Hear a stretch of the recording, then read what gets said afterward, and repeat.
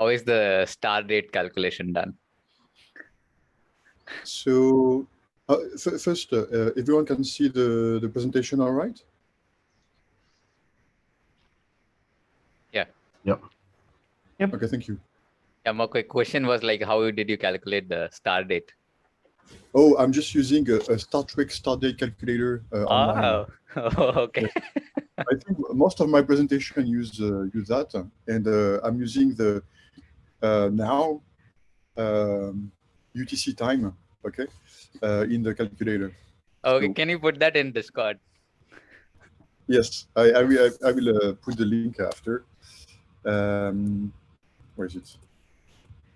Here.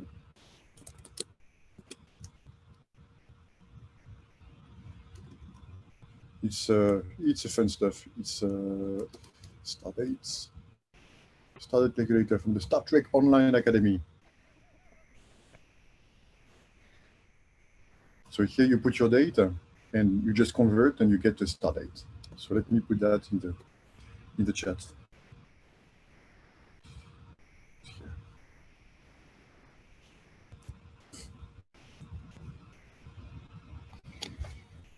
All right. So let's get started. So welcome to the kickoff of the second year of the Yak Rover meeting. Very happy to be here for the second year and to have a flourishing community, let's say. So this presentation is going to be relatively short, okay? Where it's just a retrospective of the past year, the direction of the project, what the project is, and a proposal on how to continue based on what we've been doing so far, and also what we want to do as a group, basically. So given that there is no new member attending, I will detail less on the part we know in common. Okay, but the slides are for us, the existing community, but also for maybe welcoming new members and observers and so on. Okay, so there will be more detail in the slides, basically. So first and for all, Happy New Year to everyone. Okay? I try to cover the languages we are supposed to represent, okay? Plus some extra and stuff like that. Okay? But if there is any mistake, please let me know, because that's basically Google Translate.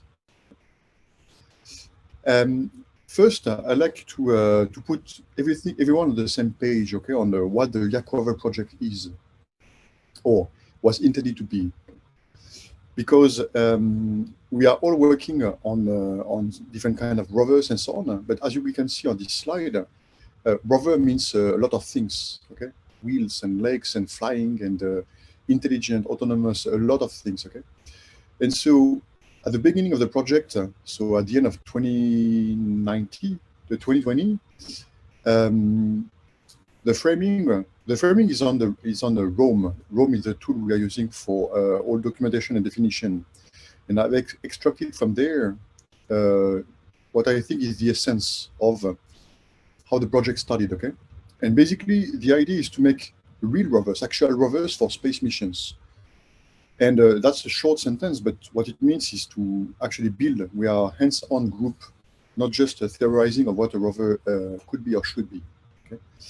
But also a goal is to, by practicing building rovers, is to accumulate skills, expertise, practice as part of the Yak Collective, the broader Yak Collective, but also to use these skills and anything we produce, perhaps to take on more significant missions, basically, real actual missions, actual projects as a commercial activity. Okay. So these skills of the individuals who are members, who are just observers, but also building some shared resources, which could be hardware, which could be software and things like that as we progress. What we also included in the discussions from the beginning is that we are all relatively excited by the prospect of going to space with the rovers and companies like SpaceX that show that the price of sending something to space is dropping, basically. So that makes it more viable for groups like this Yak Rover project. Okay. But rovers is not only about space. Okay, there are definitely many use cases on Earth too, and it's things that we include in our daily discussions.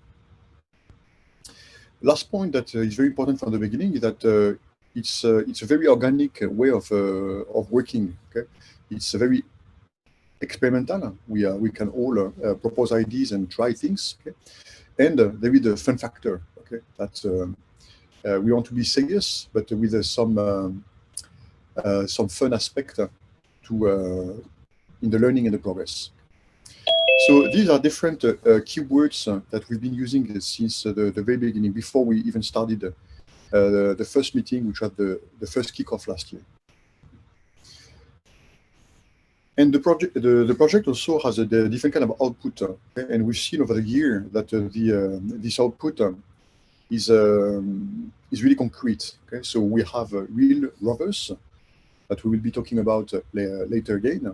We have a community with core members and some observers, some people who comes once in a while to open the discussions and put some perspective on what we say. We have hardware, we have configuration for the hardware, we have software, we are collecting data, and of course we are building up knowledge and skills in terms of mechanical design, CAD and so on, sensors, models. We had extensive discussions around the electronics, like the Raspberry Pi and the BeagleBone and how to use them. Batteries and power management, which is an issue for all of us and a pretty exciting topic. And more edgy techs like NI, like AI and blockchain technologies that we'll be talking more about why they matter in the Yak Rover, at least today, which is, I think, something that has evolved over the year. So a quick retrospective of concretely what happened on the first year. Okay? And so we have 7 builds. Okay? So the definition of build is a bit vague here. Okay? We have more rovers than builds, basically, because some of us are using the same basic platform. We have 9 regular members and perhaps soon 10. Okay? And growing. Several people have expressed their interest in participating.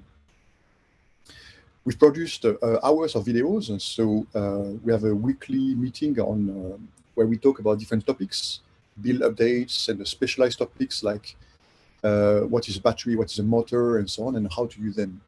We also have videos on the demo days, where we show what we have achieved during the year.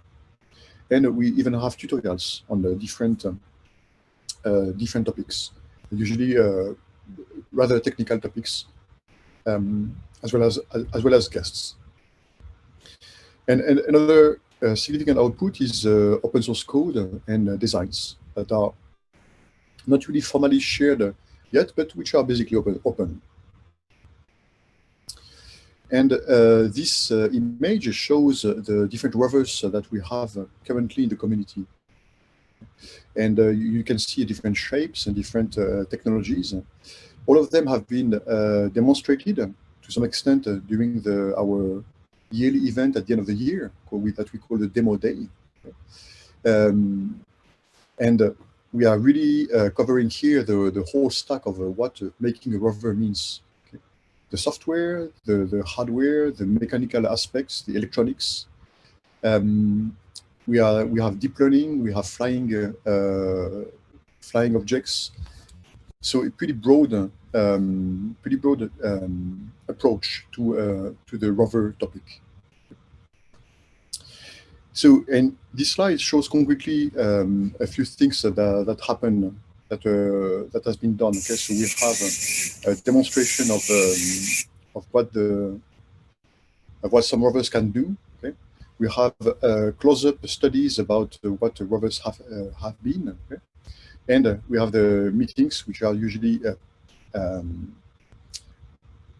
interesting, motivating, and also a lot of fun. And by the way, it's really hard to take a snapshot of a meeting where everyone is smiling. Okay, but it does happen. Sorry, next slide. Yeah. So also in the community, we have currently 9 active members, and What is very important in this project is that a rover basically covers a lot of aspects, mechanical, electronic, so the hardware part, the software parts, but it goes beyond technology as well, because we're talking about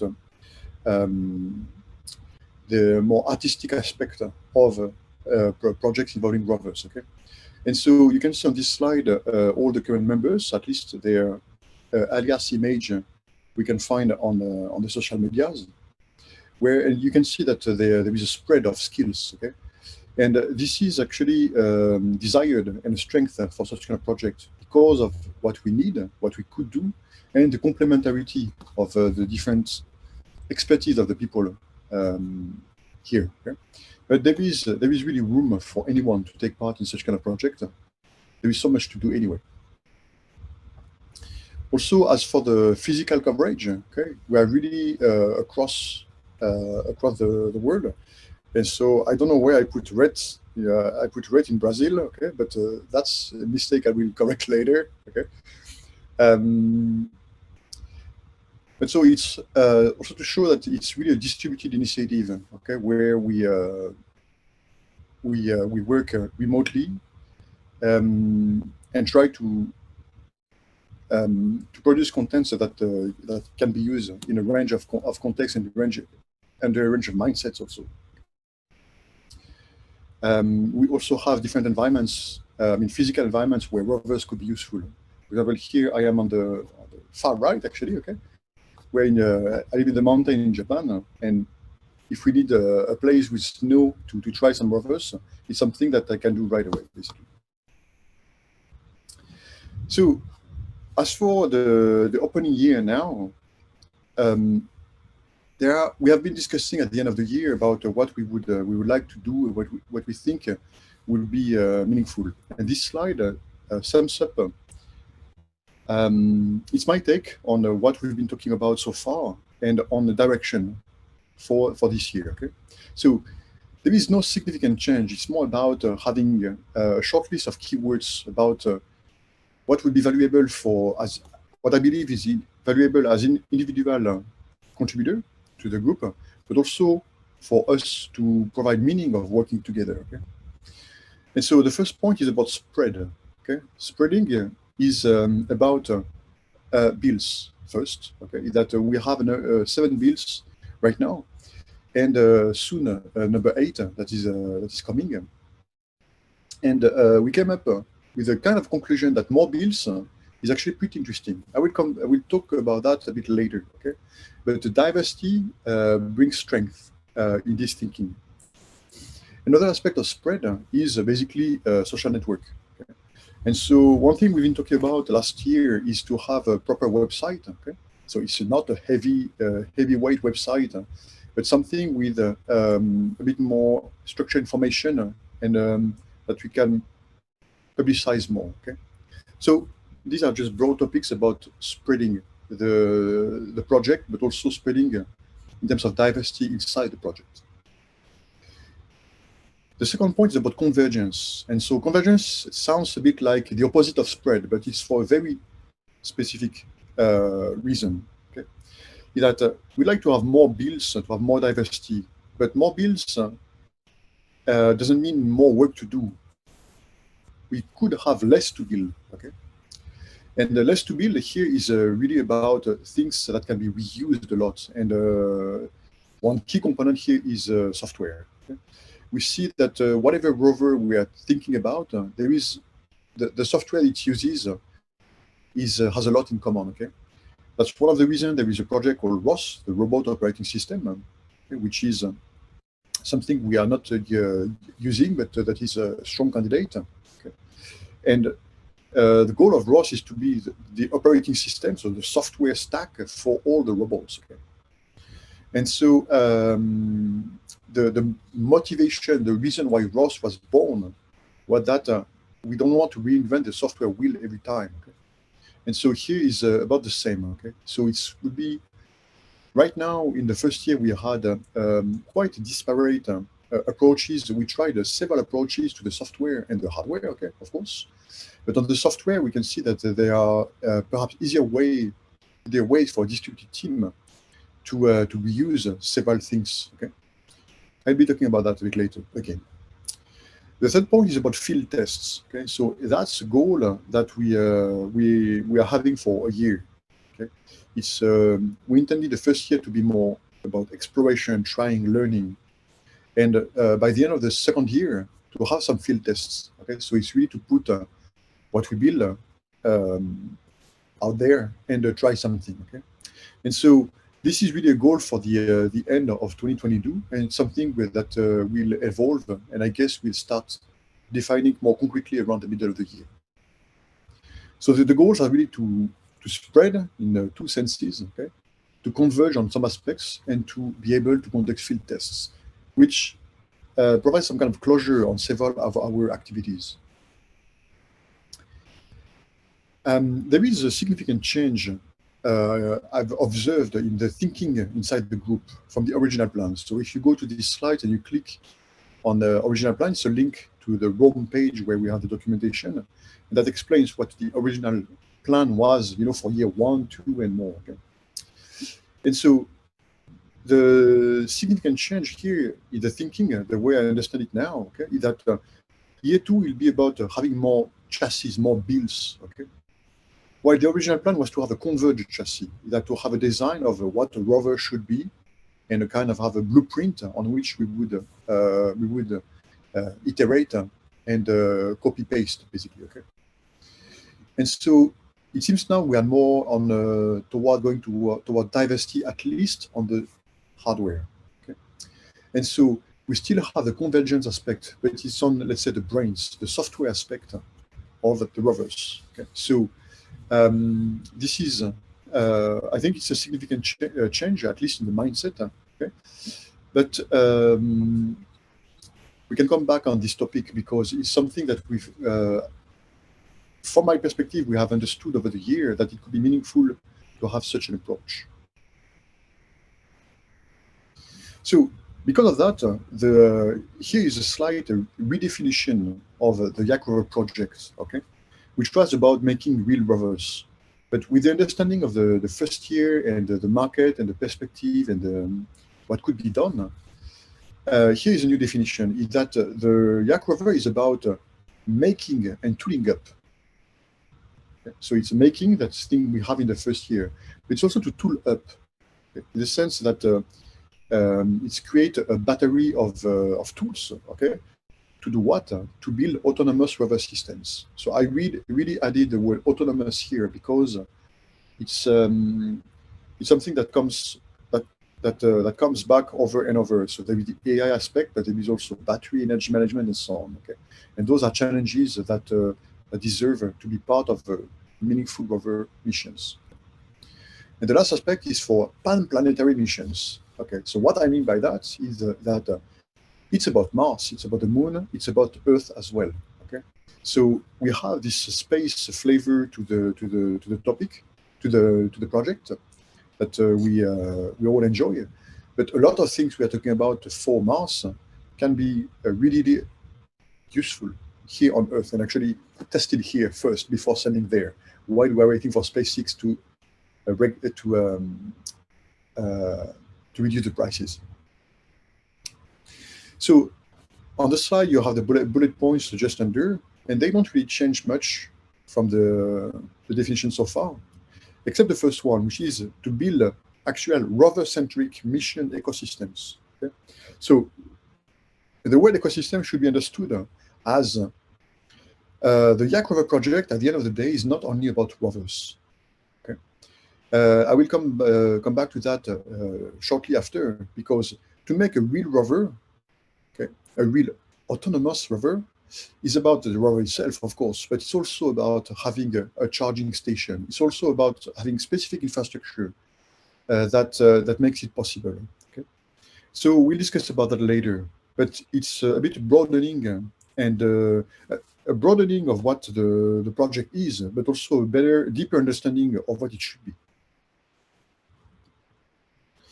So again, the goal under this not new light, it's about this understanding of the retrospective of the first year. Okay, they justify more about why the second year should be more about spread, convergence, and field tests.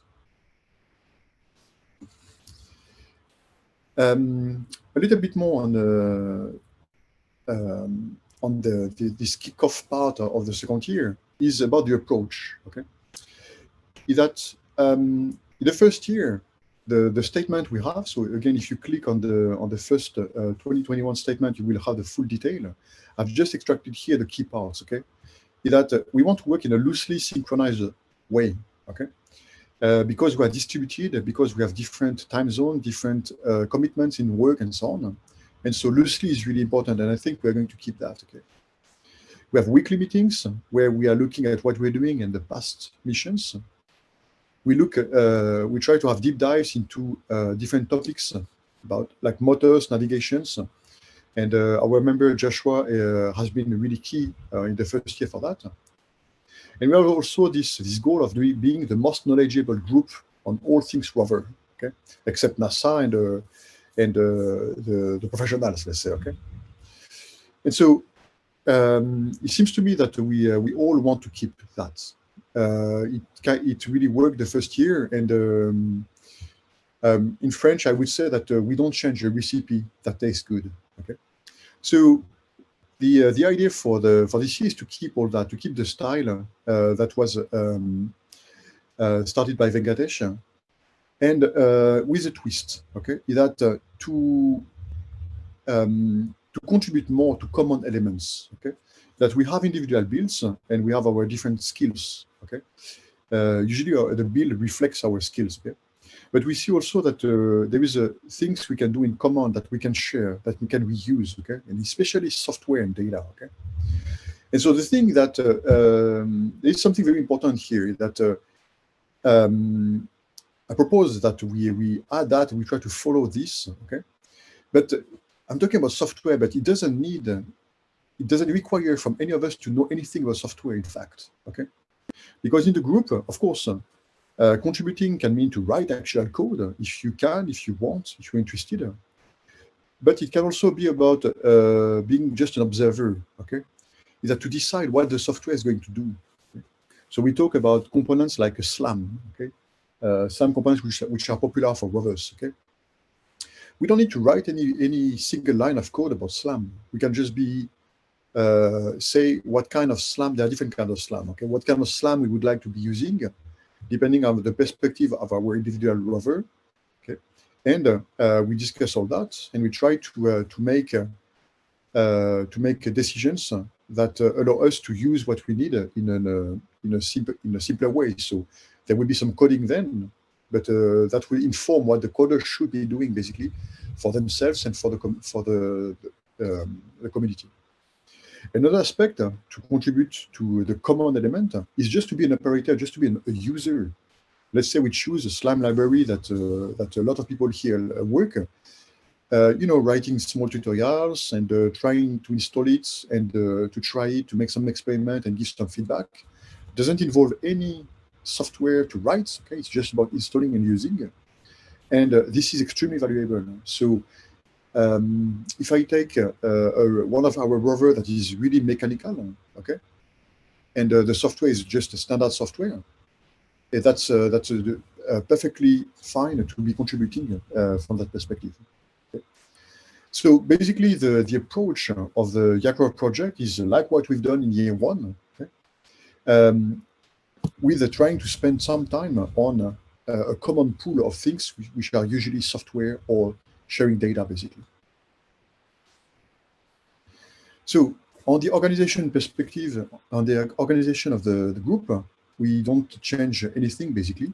That we continue with a single weekly meeting, which is usually now. So we have a new member, James, who is on the East Coast of the US. And so it's very early morning. I think it's 1 a.m. for him at this time. So we might change the time, perhaps. Something we can discuss later. But otherwise, the single weekly meeting should be just enough. The meeting contents is usually the members presenting an update of their build or a topic of interest that they have. Okay. for example, in batteries or some other topics that we like. And sometimes also this year too, we will have distinguished guests related to the kind of activities we have. As for documents and actual output, okay, so we are continuing on Rome for the note-taking and so on. We have Discord also, where most of the activity happens. The code is on GitHub. And so far, I'm not aware about us sharing CAD files and things like that. And it's a things we, at some point, we're going to share perhaps on GitHub or some more specialized tool for such kind of files and so on. So nothing changes from the first year. And so any member knows well about them. So if there is any question, I think any of us can answer for that. This is the last slide, basically. Okay, it's about how we plan activities from now. Okay, so it's the first cycle of talks. It's about planning, and after to talk about the collaborative activities a bit more in depth, a bit more concretely, if we can. Okay, and so before entering these two topics, I'd like to ask, is there any question or something you'd like to come back what I've talked so far? Because it may be a lot, it may be too fast, and I would be glad to come back to a topic if there is any question. What does Mercury cycle mean? Oh, okay, so so last year we had cycles, cycle 1 through 6, okay, and I thought cycle that sounds like a planet around the sun, okay, and I thought the smallest cycle, the first cycle, is the one of Mercury, so I just called the first cycle Mercury, like that. Nothing more.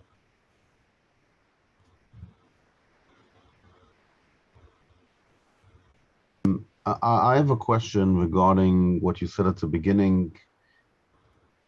Do we have a schedule for putting a rover on a different planet or not?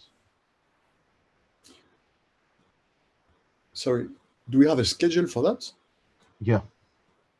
Okay, so the original plan was to look at that within the next 10 years, basically. Okay, so well after the third year. Okay, so in this presentation, I don't talk about that at all. The thing that it's, I would say that at this point, it's more kind of a goal. Okay, and we just know it's later. Okay, so as a schedule, it's like it's on the roadmap. Okay, it's a goal that we would like to achieve, but it's just later. Okay, we know it won't be for the next couple of years easily.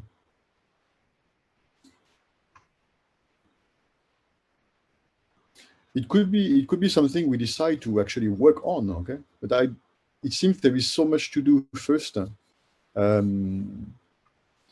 that maybe we can keep the discussion for later. Okay. I like the framing on diverge or spread in hardware and convergence and brains. So diverging bodies, converging brains. And the reason that's interesting, I think, is I've actually been having a couple of arguments with people on Twitter about this. AI people have a tendency to assume that the brain is the driving important part and the body is just sort of an interchangeable, simple thing. And I've been sort of arguing the view that the body is in fact the complicated thing because it's how you get situated in messy reality with all the feedback loops. And the brain is in fact the simpler piece that should be easier to commoditize. So the way I'm thinking of your statement that diverging hardware, converging brain is the hardware is commoditizing its complement, which is the brain. So hardware is commoditizing the software. And I think that actually gives us a little bit more of a goal on the software front, which is we should try and like design an operating system so that it becomes almost a commodity. like drive it down to so that the only like differentiated special qualities come from the environment and the layers closer to the environment, which would be hardware. So that's one potential direction to take it. It's not necessary. It could be that you have like a huge diversity of brain types as well for different missions, for example. But it's a thought I've had. And I guess I'm showing my mechanical biases here. Yeah, thank you. So for me, that's a topic that I'm really into that topic. Okay, so I share your view. So I would be arguing on your side on Twitter on the fact that the body has a much more important role to play in in autonomy or in robots. In fact, okay, that we are underusing robots, and of course there are a lot of reasons for that, very, very concrete reasons. And the driver is engineering, I would say, because making a body like a really capable body is it's very costly, and it's a lot of tiny pieces of engineering that we may not have. We don't have time and money, basically, okay, when we are making a robot nowadays. But there is another problem that is much more fundamental, okay, and that comes from mathematics and physics, okay. The way that so sorry, that's my perspective, okay. So it's I'm trying to explain where I come from, okay. It's about education, okay. That we educate. I think it's across countries, okay. I was educated in mathematics, okay. So, and I love it. But the thing that mathematics and physics are about abstraction, about closed form formulas, okay, about simplifying, getting at the essence. And this is extremely powerful. Okay. The problem is that by doing that, we have to ignore a lot of detail. Okay. We have to ignore. We come up with formulas. Okay, with a formula that give us an envelope of what's happening. We know that with Newtonian physics, that we can predict the movement of planets, for example. Okay. But we have to understand that it's just an estimate. Okay? It's an estimate that simplifies. We will say that, oh, the movement of the planet is an ellipse, but it's not exactly an ellipse. Okay? We ignore the detail. We know we can ignore the detail. And so with the brain and the body, it's a bit, we were educated like that. Okay. And so when we get more,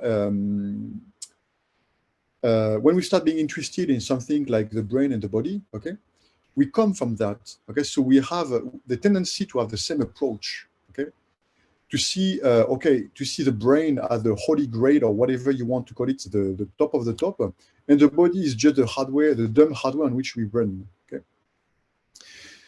But there are communities, okay. So there is, for example, embodied cognition, okay. There is enactivism, okay. You have philosophical branches also that study the aspect that there is intelligence in the body, okay. And it's very interesting because you can see, for example, if you take a ballet dancer, okay, a ballet dancer has intelligence in the body, okay? And of course, it's involved the brain, but it's in the body as well. And the thing that that sounds romantic and so on, but the thing that those are the facts. So those are facts.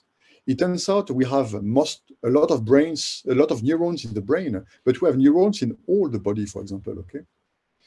And so recently, with the success of deep learning at many tasks, okay, we have this interesting middle ground with people who come from mathematics and physics and who talk only about the brain, and people who talk about the body, okay?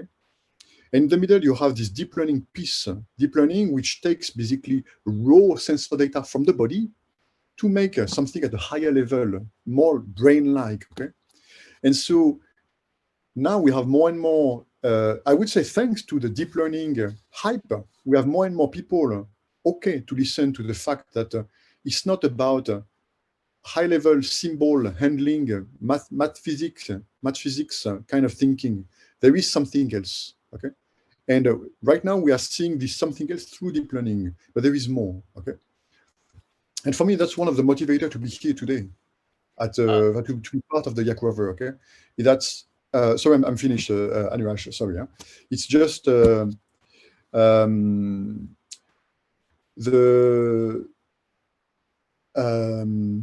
software and the hardware are it's something we've created since the von Neumann times. Okay, it's something very convenient that allows a lot of progress, but that's not the only way of seeing systems.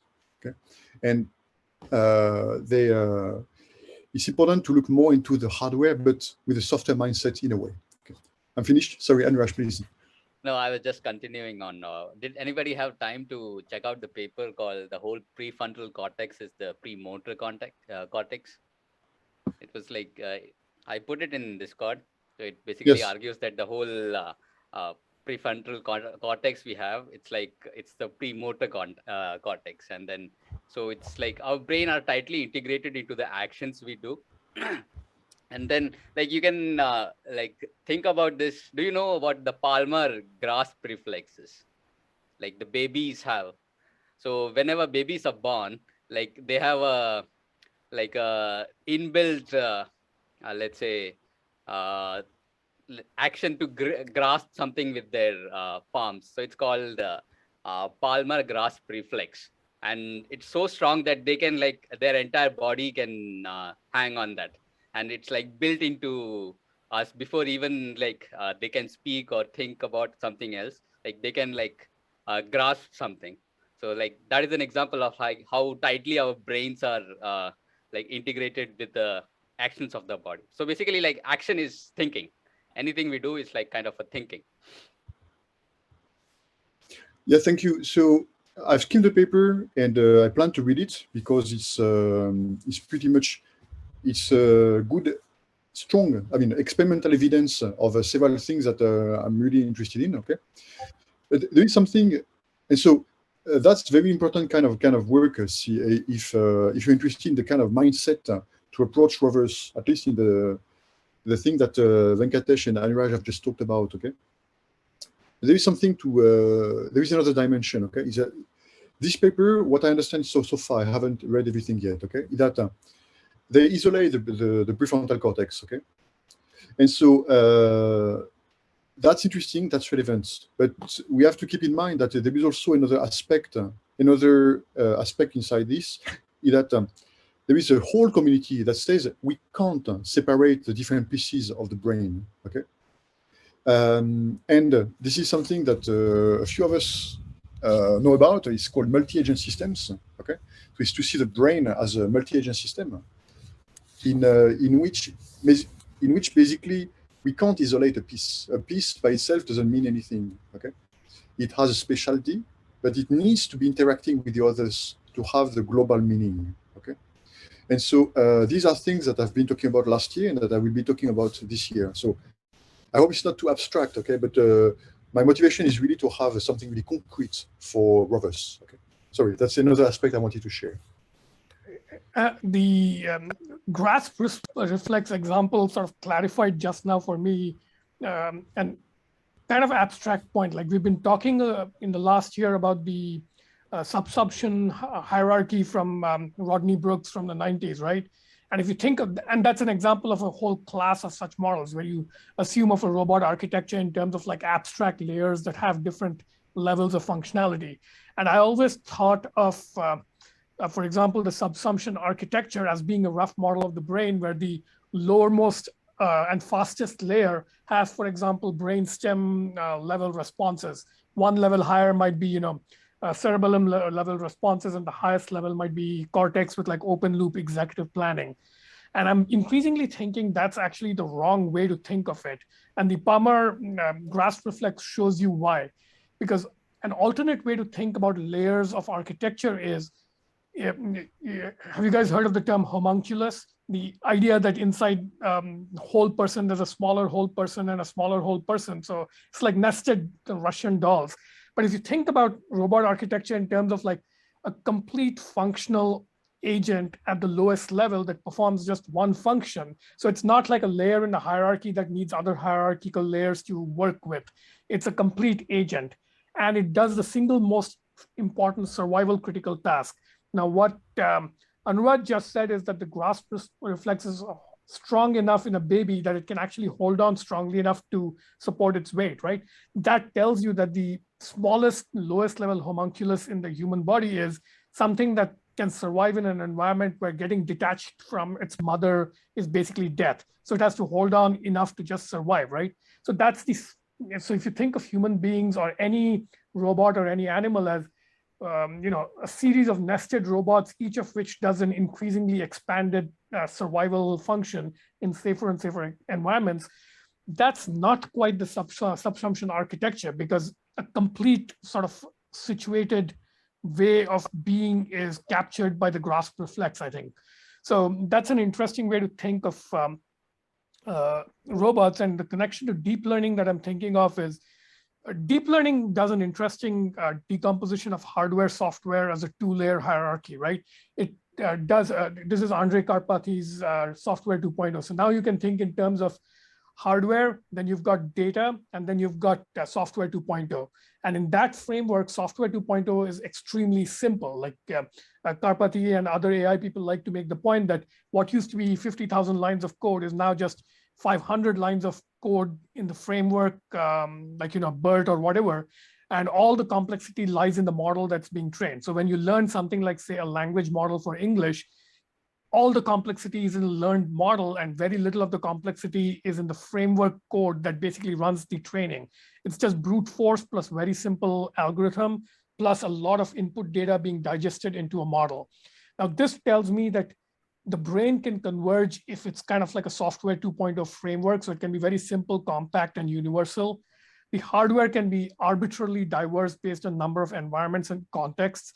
But in the middle, you have these sort of like the equivalence of language models. So in Newtonian physics, when we say model, we mean something like a mathematical closed form formula framework, right?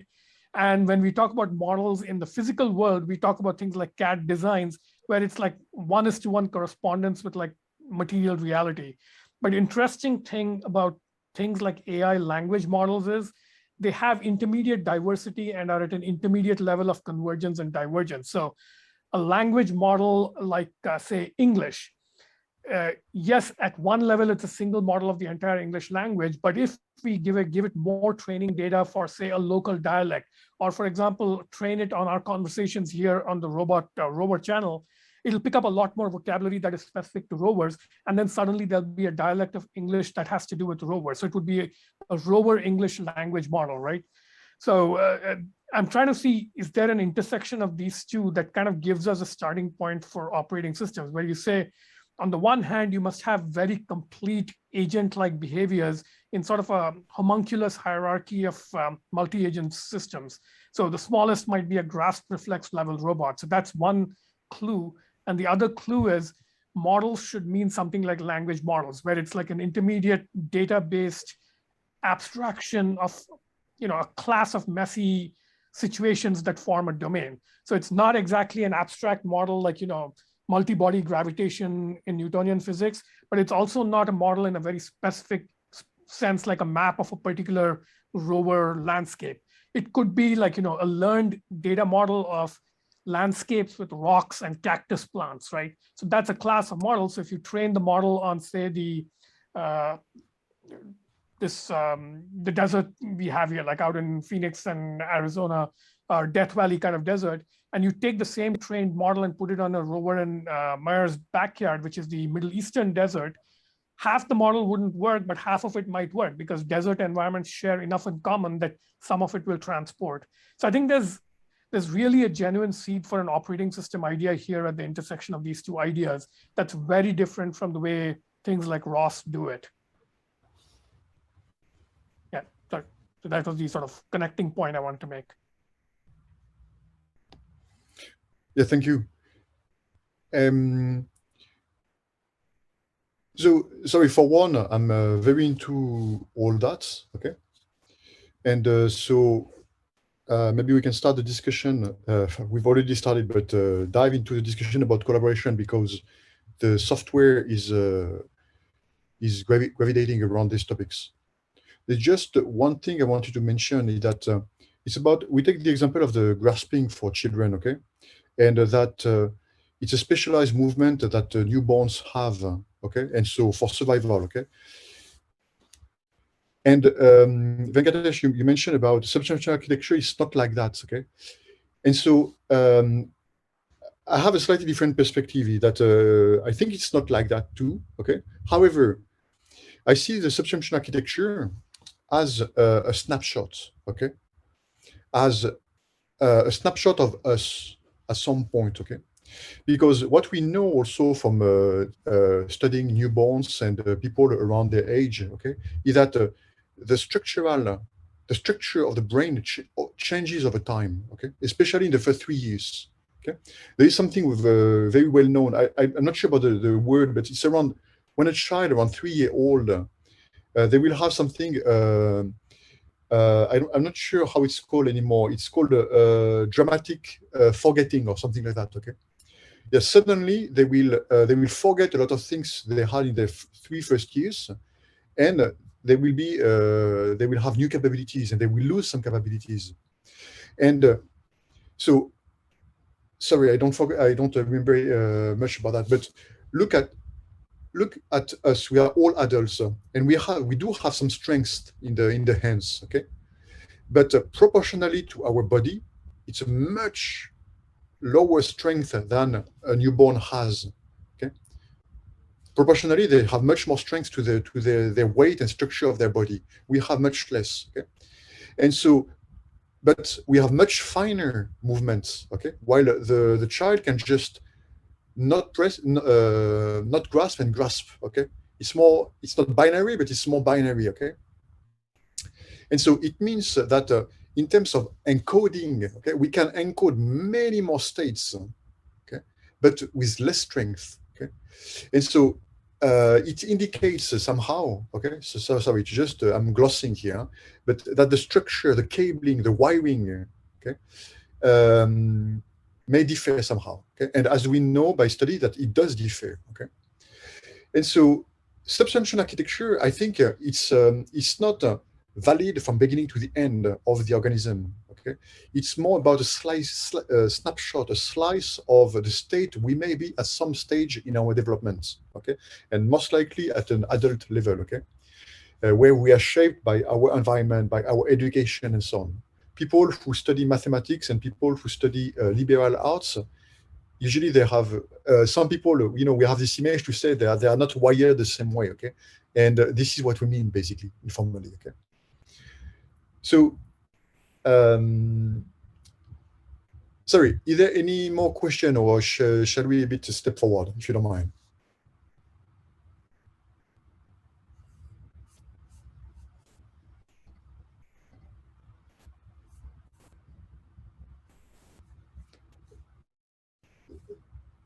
Sorry, I'm still online. Yeah. I can't. Okay. Sorry, I can't hear anyone, but going back to here. So first, I think it would be, I'm sorry to interrupt the discussion. Oh, sorry, again, is there any other question on the slide so far? On the framing, on the targets, on the plan, on the style?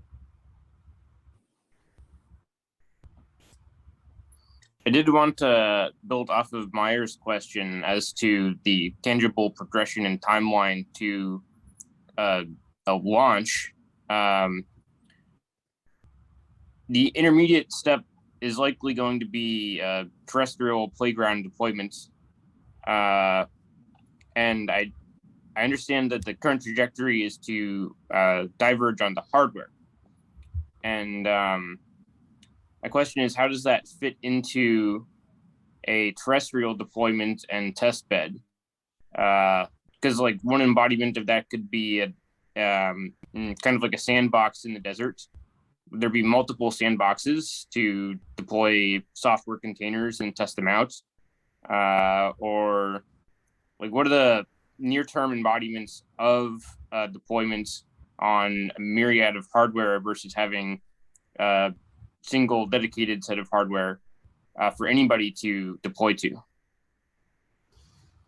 Thank you, Brother Joshua. Good to hear you, and Happy New Year. Yes, so the basic thinking was not to talk about the detail right now. Okay, the reason is because it's more like an end of year target to have this field test. And so looking at the past year, it looks like workable to explore the first half of the year, and around summer to start discussing and deciding on what to do. Okay, so it could be a field test with n times the same rover, or with just one rover, or with a diverse set of rovers. Okay, so that's about the field test. For the rest of the year, the diversity aspect is my understanding is that so I see strength in diversity. Okay, in the sense that we can have wheels, we can have legs, and so on, and it's we have very interesting we have had very interesting discussions, and we've explored so much thanks to the breadth of that. Okay, I think there is still a lot to explore here. There is also the fun factor. Okay, the fun factor of each of us. Okay, I remember Red recently saying that everyone should have a build. Okay, every member should have a build. I kind of follow that a lot. Okay, so assuming that we want to have a technical approach, a technical role inside the group. Okay, and so if we converge too much on a single design, okay. Personally, I'm afraid that we kill a bit of the fun. Okay, I'm not completely sure about that. Okay, but I believe in diversity, the strengths of diversity in our discussions, in our design and our decisions, and in maintaining the fun factor to have our own build if we want. Okay, Maya and I, we are using the same platform, let's say. Okay. But otherwise, we all have our own thing. Okay, so that's a bit the background of the presentation today. Okay, as for the schedule, yes, to have a strong schedule would be for me it would be useful. Okay, but as for the style of the group, I'm trying to maintain one of the, can I say, principle of loosely synchronized roadmap. Okay, and so the thinking now is that okay, the field test is a kind of end of year target, so we can start discussing from now and concretely planning a bit later. Okay, because planning means also constraining people. Okay, and so it's something that I hope we can discuss.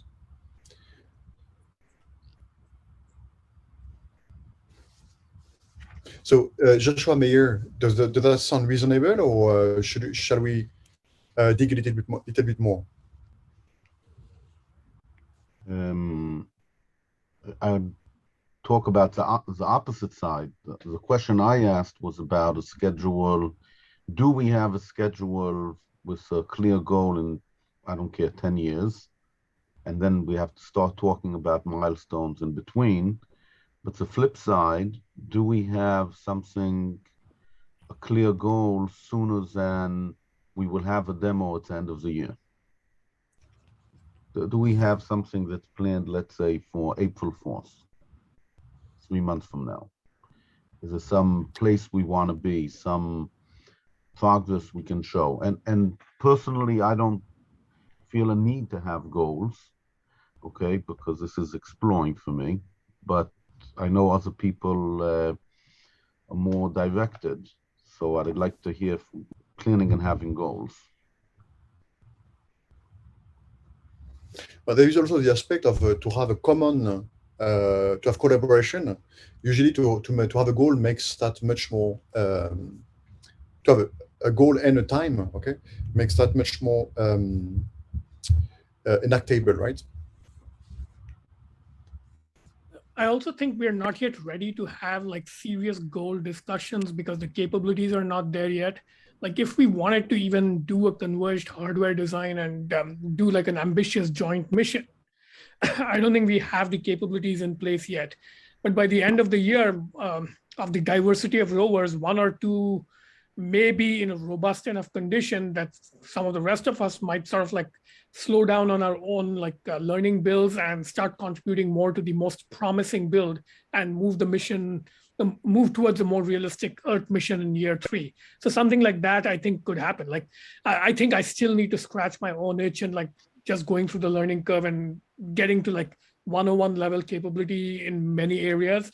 But by the end of the year, I think I'll actually be ready to go from like having my own whole build to contributing to a shared thing, whether that's like, doing some mechanical bit or like scouting a desert location or something like that. So I think when we have the capability, it'll become clear because people will naturally want to start converging on a more aggressive field test.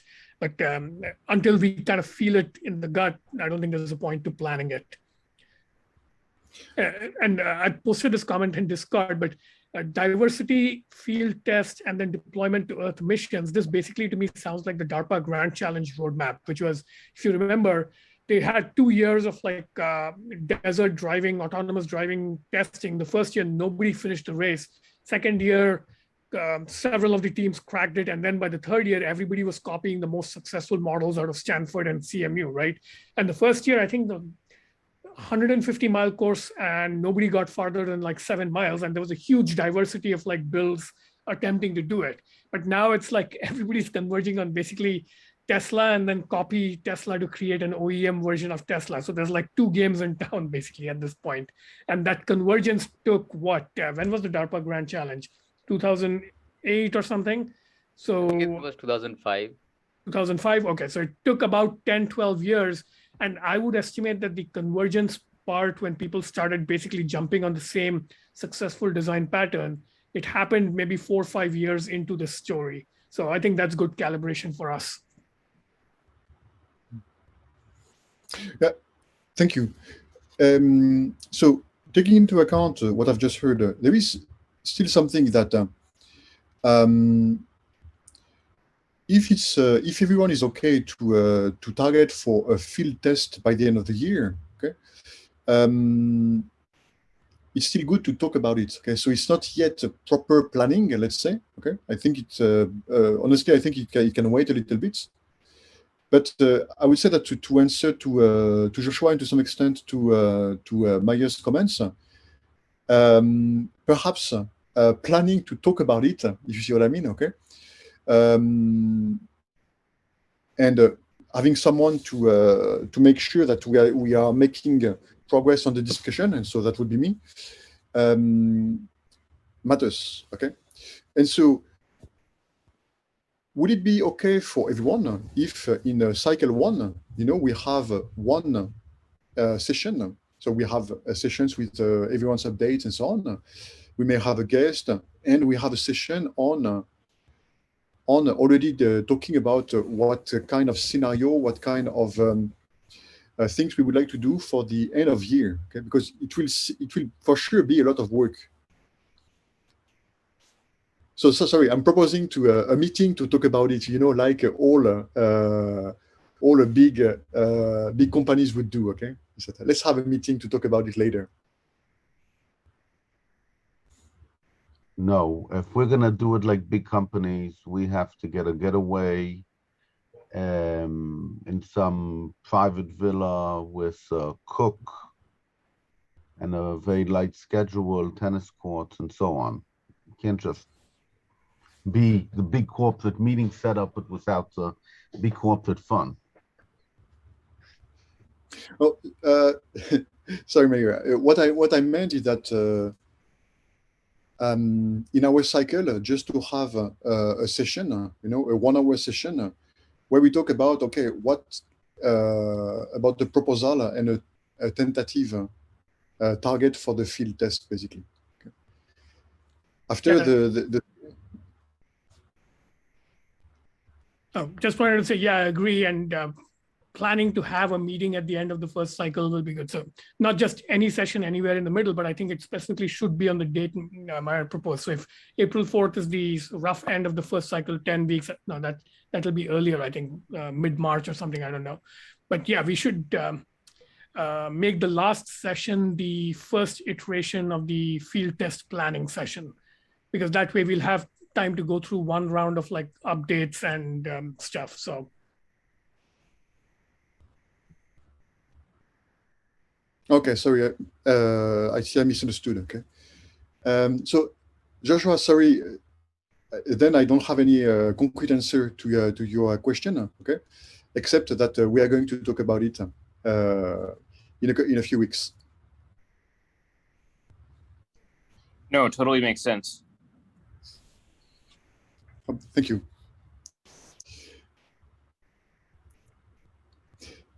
Any other topic to talk about before talking about the planning session? The session planning, sorry.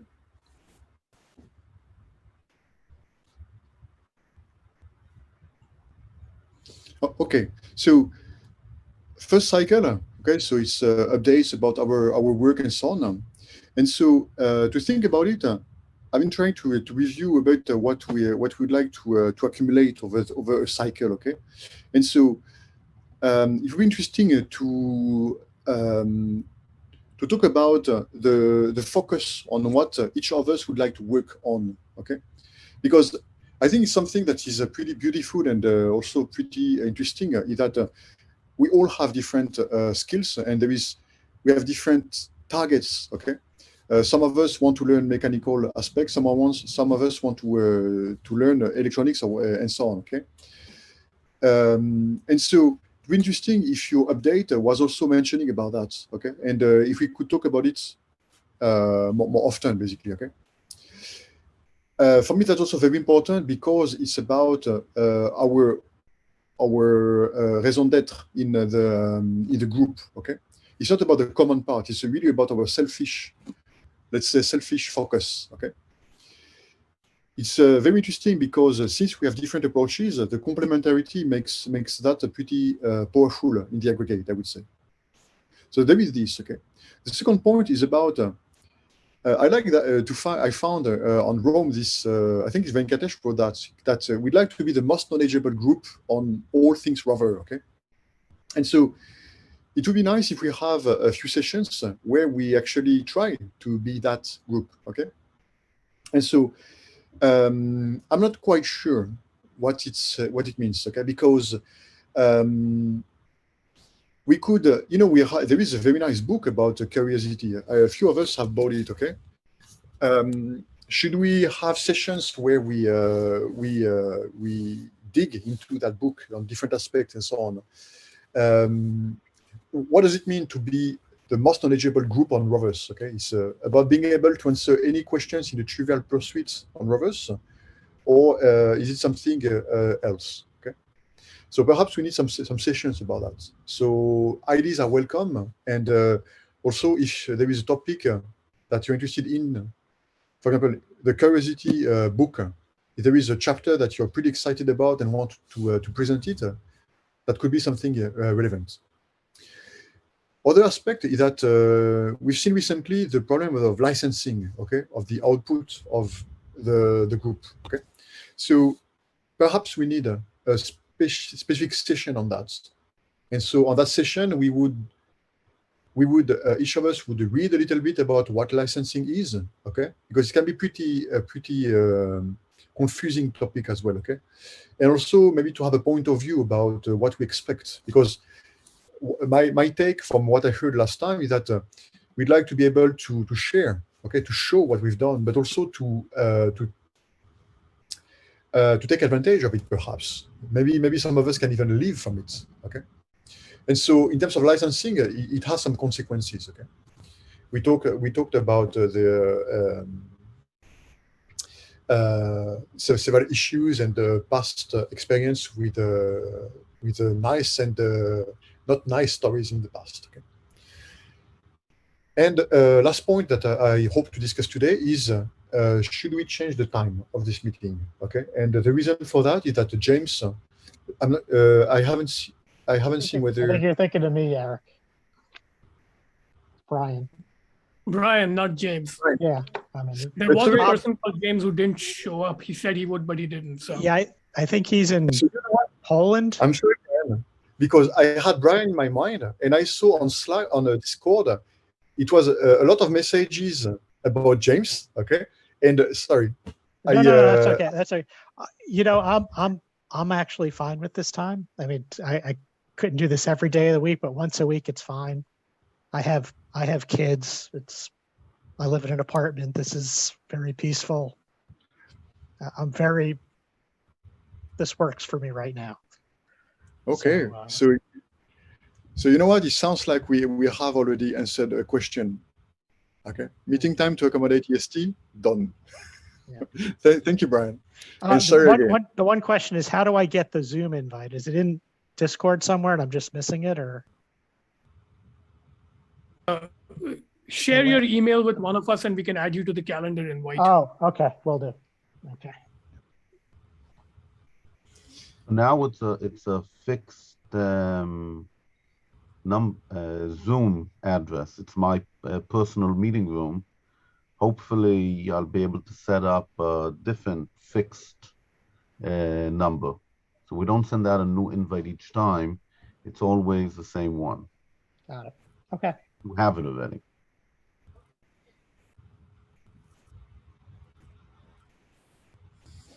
But still good to be on the calendar so that when there is an update, a change, because soon we'll move, soon, in a few weeks, few months, we'll move to the summertime, whatever, and everything will slide by 1 hour. Okay, I think it will be 1 hour earlier, right? No, in the US No, it'll it be will. 1 hour later. So It will be later. I'm so confused because we don't have DST here, and I'm lost. Yeah, but then Brian will have some problems, right? It will be even like 1 hour late for him. Is that right? maybe we can consider changing the timer around daylight saving shift. Yeah. Because And so we through the calendar, so it's good to be on the calendar then. Okay. Great. I like when meetings have decisions. Okay. On Rome, there is a page with the cycle meeting notes. Okay, for the schedule. Okay, so with the dates for the next quarter, basically. Okay. Can we decide about who's when and for what? Okay, considering that perhaps we need to discuss about specific topics and maybe the licensing topic as well. Okay, so we talked about also it's year-end demo day with the field testing. So I will edit that later, okay, but it should be perhaps the last one after everyone's updates. Okay. Anyone has a preference on the date already, or should I just list the names and we work from there? Perhaps some of you have constraints and so on. Sorry, not February 8th, because on February 7th, I'm talking on the blockchain. But All right. Any other date? Would you prefer earlier or later, Mayor? It doesn't really matter if you want me to do the licensing one. So, Oh, you'd like to do a session on licensing? no, I'm willing to do it. Yeah. No, I deal in intellectual property all day. So Yes. Do you think it's possible this month? It's something that it looks like it's going to take time. So I'm saying just so not anyway, something like that. It sounds good. that's doable. Yeah. Okay. It's provisionary. Okay. It's for now. Okay. Yeah, I can take the Anurag? 25th. Like I can do that presentation, Rover in any budget, which was there on the demo day. Oh yeah. It'd be good to start with On that. getting started. Can I call it this way? Getting started Yeah, with Rover. yeah. So this one we should make sure we publicize beforehand. So yeah, because we might want to get some new people there. Yes. So I'm assuming also that during that turn, you're also presenting about your own build, right, Mayor and Anuraj? Yeah, I could, but I've done so basically right now I'm trying to assemble the Otto humanoid one robot. So it's like a distraction right now, but it's fun. I probably won't have much to update, but yeah, if I have what to update, I'll start with that. I'll take, yes. I said I'll take February 8th, if that's okay. 8th, not the 1st. Oh, sorry. And yeah, I can, if I get some build updating done, I'll do a build update. But if not, there's a couple of topics I'm thinking about on the relevant to operating system stuff, and maybe I'll pick one of those, but I haven't yet decided. Okay. You can fit me in whenever, and I'll figure it out. I don't know what I'll do. So whenever is would you like more? Do you intend to work to present a specific topic, or it's more about an update? It depends on where I fit in. So I don't know. How about the 15th, February 15th? Okay. Did I get your the spell right? Yep, yes. That's good. Good job. Brian, would you like to? Yeah, I'm planning on doing a build myself, so probably the later the better. No, right. But I don't. But it's your first time, so anyway, take it easy, and it's. So yeah, I'm not sure I'll be presenting anything that won't already be sort of old hat to you guys. Meaning stuff you've already seen. Well, novelty is not highly prized here. I think we all learn something new each time, even if we revisit an old topic. So I actually enjoy like going over topics multiple times, so long as it's like from a new perspective or a new person or a new build or whatever. So okay, so that at all. Okay, so may I suggest something? You mentioned rocketry. I don't think we've talked about rocketry so far, and there is something that I'm not sure it's relevant. Okay, but it's when we send something to space. Okay, we know very well that vibrations can basically kill the payload. Okay, and so either from your rocketry activities with your son, right? Yes. Do you know anything about vibrations? That's a question I would have basically. Yeah, I'll have to ask my son. I mean, again, like they do those egg tosses, but I don't know if vibration really comes into play. It's more like soft landings. I think that's very, very good. In other words, if we start talking about how to take a 10-kilo rover and drop it on Mars so it doesn't break, that would be very interesting. Not a 10-ton, but 10 kilo. Sure. Okay. I mean, is it okay if we split that in two? You want to split the rover in 5 kilo, 5 kilo? Yes. That would be impressive. Sorry. Oh, as opposed to doing the build, or you want me to do the build and the rocketry at the same time, or it doesn't really matter. So the thing is that for the build, it can be some work in progress. For example, at some point, I was I bought a small kit. I bought a small kit and I just talked about it maybe 5 minutes, and after I talked about something else. Okay, I talked about what not really what I learned from the activity, but something like that. Okay, something that I wanted to share. Okay, and after I talked about another topic. And here, it could be an update about what you're doing, and perhaps talking about rocketry. I was interested in vibration. Megat talked about bringing actual stuff. It could be also, maybe to understand for example, for CubeSats, okay, CubeSats, it's in terms of units, okay, so it's everything is predefined, okay, and I guess for rovers it will be something like that as well, which means that we have predefined size and weight for payload, and so from rocketry, are there things we need to understand? Are there things we need to basically to put in perspective what we're doing if we really want to send it to space? Okay. Okay, fair enough. How about March 8th? Want to put me down for March 8th? Yes. That works. Sorry. 8. Sorry. Oh, 8. Sorry. No, it's 8. I need glass updates. Okay. I'll also say, in my opinion, if you talked about rocketry for about 10 minutes, we could probably spend 30 minutes talking about, like, as a group, talking about the random ideas that come out of that. So that's sort of that's the baseline there. Okay. We can talk for 30 minutes about a lot of things. Yeah. Oh yes, a presentation can last 10 minutes. Huh? It's if you listen to me, I will talk for an hour. Okay, but it's not necessarily good. Sounds good.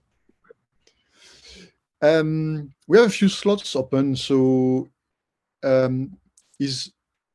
Sai is not around. Okay, so we have Sai. Joshua, would you like to talk to share about something? Yes. How about mid-cycle? I don't have hard constraints. February 1st. Would you have a topic already? What topic would be interesting? But the thing that during the demo day we talked about new robot. Was it Venkatesh? Was it new robotics? Yeah, that's Yasha's term. You call it new bots, right? New bots, and that's Yes. you made up that term, I thought, right? The new bot, yeah. So discussion of the new bot concept. Yep, I'd be interested. Okay. Me as well. Yeah, and yeah, because obviously I couldn't. Long story, I couldn't make it to the demo day. I apologize, but yeah, I'd be happy to talk about, just explore that concept, the notion of new bots in 22, and what kind of contemporary robotics is built around Jetsons. For I'm one, sorry, I can't wait for it. What does a new bot refer to? Is that a defined term or? This is a coined term, and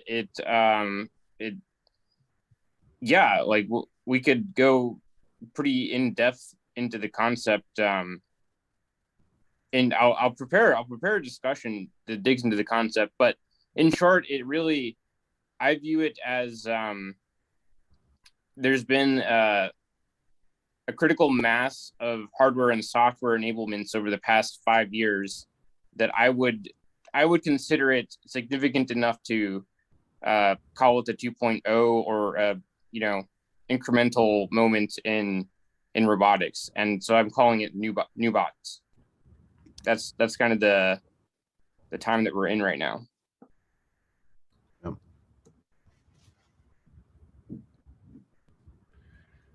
Oh, it's great. It will bring a perspective to a lot of things we're doing. Thank you, Joshua. We have another slot available. Okay, so I removed one because it was just anyway a bet. Oh, perhaps Sai. Okay. I will be asking him later to see whether he can do it. Okay. How does that sound overall? Looks good. Sounds good. What is January 11th, which you've labeled project discussions? What is that? Oh yes, sorry. Yes. So it's next week. Okay. And so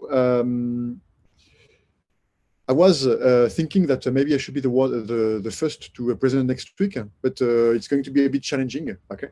So I was thinking about discussing more about topics we started to discuss today, basically. So sorry, it's pretty vague, but it was about. Okay, sorry.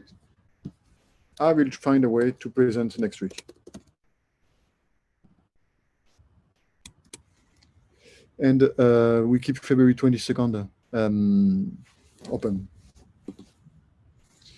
Or otherwise, anyone has a suggestion? Because we can shift if you need more time to like do your sort of deeper build update and stuff, we haven't yet actually talked about the operating system concept for a while, right? So we could just have an open group discussion on the operating system concept. But yeah, I guess somebody would have to lead the discussion a little bit. We do have some materials that Eric and I worked on regarding the operating system. And it's, to my understanding, it's complementary from what Venkatesh presented last summer. So you guys were planning to do the session on demo day, which we didn't end up doing. Is that the material you're referring to? Or no? No. Okay, separate material. Yeah, I'd be very interested in picking up the thread of that discussion on operating systems. Yeah. We took a particular part of the operating system, the wake up, and we started drilling down into that part of it.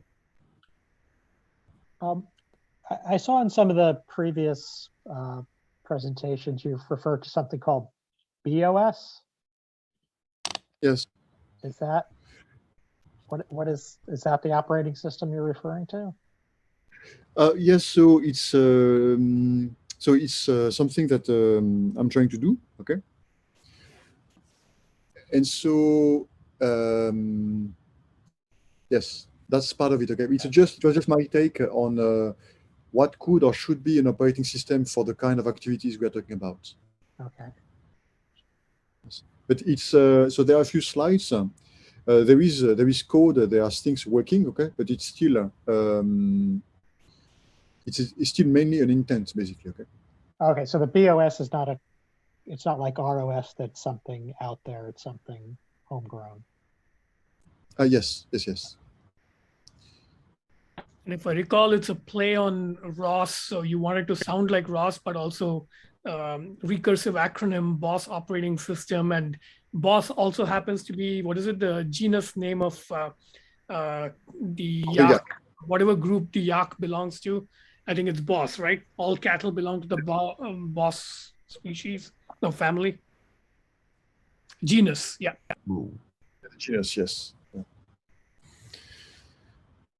Yes, it was a temporary name, and I found the opportunity to tempting to choose that name. Okay, and although I think we are talking about making it's not a rover operating system, it's actually a robot operating system, but the name is already taken, right? But thank you. It's a good opportunity to talk about that early, because it's also considering what we've been talking about over the past couple months. Software for the operating system sounds like is going to be most of the core of our collaborative work. Okay, so if we can discuss and frame it earlier, and maybe excite people to take on some part of the work, okay, definitely a good opportunity to start with that. Yeah. And if people are interested, I've been rereading all of Isaac Asimov's work. So I'm like revisiting the 3 laws of robotics from like an adult and more technical perspective. And it's actually quite interesting. So if people are interested, I can prepare like 5 minutes of like remarks on the 3 laws of robotics, and we can kind of see what happens if you take them seriously instead of like almost as a science fiction joke. So I can include that in next week's discussion if people are interested. Definitely. Thank you. So just a quick check at the time. We are 1 hour and a half into it, okay? So we've got all this covered. So cycle one planning is done. On the collaborative activities, I will be pretty quick because the thing is that it's mainly about, concretely, I think it's going to be about the operating system. So we are going to talk about that next week. So maybe I can go more into this slide, go into this line more next week as well, or come back to it, okay? So that we don't extend this meeting too long, okay? But I'm very interested to get some feedback on that because this is based on the past year about our recent discussions, okay? And also on a discussion I had yesterday with Mayor, because sometimes I'm using the word ecosystem, okay? And yesterday I realized that Mayor and I were not talking about the same ecosystem, okay? I think in the Yak Rover, we are an ecosystem of ecosystems. So you see, it's starting to be pretty annoying, okay? One aspect of ecosystem is that we talk about building heterogeneous rovers. Okay, we each have a build, and perhaps at some point they will work together. Okay, some with leg will collaborate with some with wheels to different tasks. Okay, and this is an ecosystem. Okay, an ecosystem of rovers with base stations, with infrastructure, basically. Okay. But another aspect of ecosystem that we've been talking about is us, the builders. Okay. It's about a group. It's about building a set of capabilities, of skills, of experiments, so that we have tools. That's the tool-up aspect of the project. Tools, maybe to take on some contract at some point to make a rover for another company, okay, for clients. Okay? And so this slide and this discussion is an attempt at clarifying that. Okay. So I won't enter into it now time-wise, if you're okay. But if you could have a look at it by next week, it's related. Everything, a lot of it goes into the software and into the operating system, into shared libraries and data. Okay, so it can be an introduction for next week. Okay, everyone is okay with that? Because basically, I propose that after 1 hour and a half, we wish good night to the few of you that are passing middle of the night, basically. Sounds good to me. Thanks, Sarah. Any closing comment? Any last question before people are really getting sleepy? Nope. No. If just when I start working on my build, if I have any questions, it's just throw them in the Discord. That's the okay. Exactly. Yes. Yeah. Sounds good. All right. But thank you very much. So we are kicked off, and we meet next week. Good. Okay. Night. Thanks, night. Eric. Yeah. Thank you, Venkat. Good night and Bye. good day. Good night. Bye.